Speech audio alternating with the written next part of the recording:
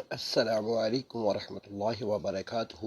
میرے پیارے پیارے ننھے منھے دوستوں، آج پھر میں آپ کے سامنے ایک خوبصورت اور دلچسپ کہانی کے ساتھ حاضر ہوں۔ آج ہماری کہانی کا عنوان ہے خونی چڑیل۔ پیارے بچوں، پرانے وقتوں کی بات ہے کہ ملک یمن میں ایک بادشاہ حکومت کرتا تھا۔ اس بادشاہ کا نام حیدر سلطان تھا۔ وہ بادشاہ نہایت رحم دل اور نیک تھا۔ تمام رعایا بادشاہ حیدر سلطان سے بے حد خوش تھی۔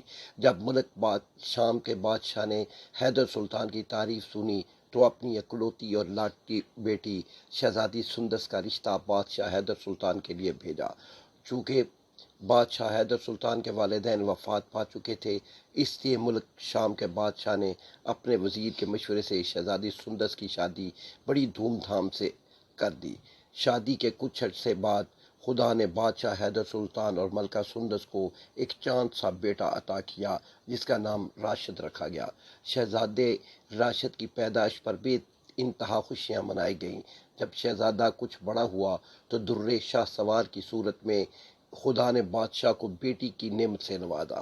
شہزادی در شاہ سوار کی پیدائش پر ملک بھر میں گھی کے چراغ جلائے گئے، شاہی خزانہ پانی کی طرح بہایا گیا۔ شہزادی در شاہ سوار کی پیدائش پر بادشاہ اور ملکہ بھی بے حد خوش ہوئی۔ شہزادی در شاہ سوار بہت خوبصورت تھی، وقت پر لگا کر اڑ رہا تھا۔ اب شہزادے راشد کی عمر 19 برس اور در شاہ سوار شہزادی 17 سال کی ہو چکی تھی۔ بادشاہ حیدر سلطان اور ملکہ سندس اب بوڑھے ہو رہے تھے۔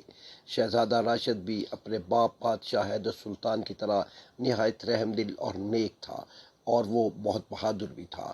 ایک رات جب محل کے سب لوگ بے فکری کی نیند سو رہے تھے کہ شہزادی در شاہ سوار کے کمرے سے ایک البناک چیخ ابھری جس نے سارے محل کو جگا دیا۔ بادشاہ، ملکہ، شہزادہ دربان اور تمام ملازمین شہزادی در شاہ سوار کے کمرے کی طرف بھاگے۔ سب سے آگے ملکہ تھی۔ جبکہ ملکہ نے شہزادی کے کمرے میں دیکھا تو شہزادی در شاہ سوار غائب تھی۔ بادشاہ اور ملکہ کے حکم سے ملازمین سارے محل میں شہزادی در شاہ سوار کو تلاش کرنے لگے۔ نوکروں نے محل کا چپا چپا چھان مارا لیکن شہزادی کا کہیں پتہ نہ چل سکا، مگر سندس کا رو رو کر برا حال ہو گیا تھا۔ بادشاہ الگ پریشان تھا کہ آخر شہزادی کہاں چلی گئی، لیکن شہزادے راشد نے دونوں کو دلاسا دیا۔ شہزادہ بولا، امی جان اور بابا حضور، آپ لوگ فکر مت کریں، انشاءاللہ در شاہ سوار کا پتہ ضرور چل جائے گا، مگر ابھی آپ شاہی نجومی کو بلا کر معلوم کرنے کی کوشش تو کریں کہ شہزادی در شاہ سوار ہے کہاں۔ شہزادے راشد نے عقل مندی کی بات کی تھی جس نے سب کو امید دلائی۔ جب شاہی نجومی نے حساب لگانا شروع کیا تو یک یک بجلیاں چمکنے لگیں اور سارا محل بجلیوں کی زد پہ آ گیا۔ شاہی نجومی نے کئی مرتبہ حساب لگانے کی کوشش کی مگر کچھ نہ پتہ چل سکا۔ نجومی نے ہار کر کہہ دیا کہ میرا علم اس طاقت تک نہیں پہنچ رہا جس کے قبضے میں شہزادی در شاہ سوار ہے۔ پھر بادشاہ نے شہزادے راشد کے مشورے سے پورے ملک میں اعلان کروا دیا کہ جو شخص شہزادی در شاہ سوار کے متعلق پتہ چلا کر لائے گا اسے آدھی سلطنت کا مالک بنا دیا جائے گا۔ پورے ملک سے ہزاروں نجومی آئے مگر ناکام رہے۔ آخرکار ایک بزرگ تشریف لائے۔ انہوں نے کہا کہ وہ شہزادی در شاہ سوار کا پتہ بتا سکتے ہیں، لیکن بزرگ نے کہا ان کو ایک رات ایک دن شہزادی کے کمرے میں رہنا ہوگا۔ بادشاہ اور ملکہ نے بزرگ کی بات مان لی اور بزرگ کو شہزادی در شاہ سوار کے کمرے میں چھوڑ کر چلے آئے اور ایک دربان باہر دروازے پر بٹھا دیا، اور جب ملکہ واپس جانے لگی تو بزرگ سے سختی سے روک دیا کہ ایک رات اور ایک دن سے پہلے کوئی بھی شخص کمرے میں مت آئے۔ ایک دن اور ایک رات کے بعد بزرگ نے دربان سے کہہ کر ملکہ اور بادشاہ کو بلایا۔ بادشاہ اور ملکہ کے ساتھ شہزادہ راشد بھی چلا آیا۔ بزرگ نے بتایا کہ در شاہ سوار کا پتہ چل چکا ہے، وہ ایک کالی چڑیل کے قبضے میں ہے۔ وہ چڑیل جو کہ شیطان کی پجارن ہے، نہایت بدصورت ہے۔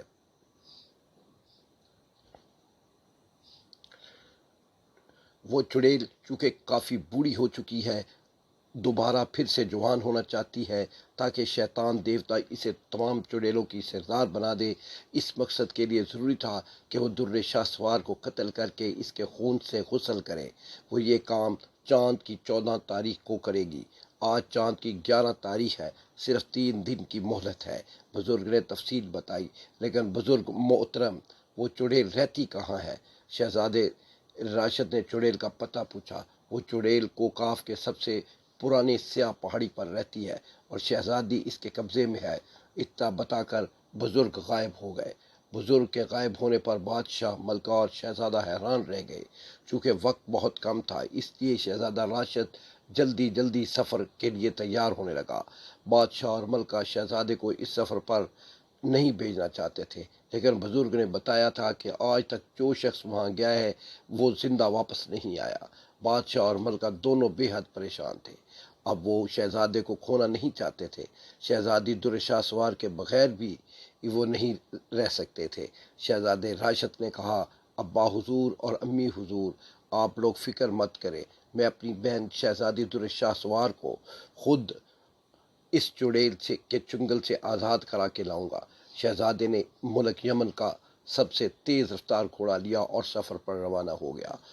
کاف کا سفر 3 دن کا تھا، مگر شہزادے کا تیز رفتار گھوڑا 2 دن میں شہزادے کو کوکاف تک پہنچانے کی صلاحیت رکھتا تھا، اور شہزادے کے پاس 2 دن ہی تو تھے، مگر پھر بھی وہ باعزم تھا۔ جو ہی شہزادہ راشد کوکاف کے حدود میں پہنچا، گھوڑے کے پاؤں پتھر سے ٹکرایا اور گھوڑا شہزادے سبیت کلا بازیاں کھاتے ہوئے گر پڑا۔ شہزادے کے گرتے ہی گھوڑا پہاڑوں کی طرف بھاگ کر نظروں سے اوجھل ہو گیا۔ اب تو شہزادہ راشد بے انتہا پریشان ہوا۔ شہزادے میں تمہاری مدد کو آیا ہوں۔ اس پکار پر شہزادہ راشد نے سامنے دیکھا تو وہی بزرگ سامنے تھے۔ انہوں نے شہزادی در شوار کا پتہ دیا تھا۔ ہاں بزرگ محترم، مجھے آپ کی مدد کی ضرورت ہے۔ اللہ نے آپ کو رحمت بنا کر میری مدد کے لیے بھیجا ہے۔ شہزادے نے خوش ہو کر کہا، تو یہ لو، یہ قالین اور یہ انگوٹھی، اس انگوٹھی کو پہن لو اور اسے پہننے میں کوئی جادو تم پر اثر نہیں کر سکے گا۔ یہ قالین تمہیں پہاڑی کی غار تک پہنچا دے گا۔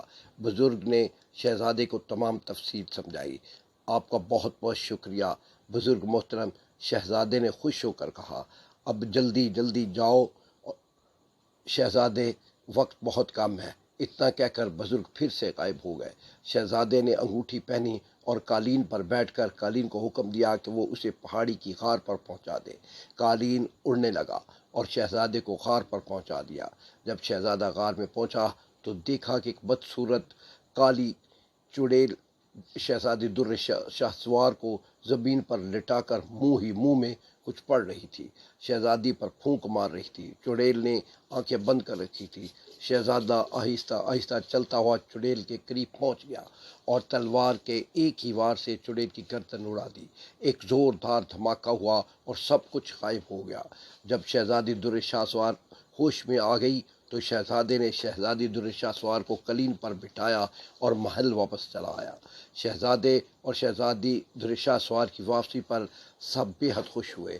بادشاہ اور ملکہ نے جب اپنی بیٹی کو زندہ سلامت دیکھا تو اسے اپنے سینے سے لگا کر خوب پیار کیا۔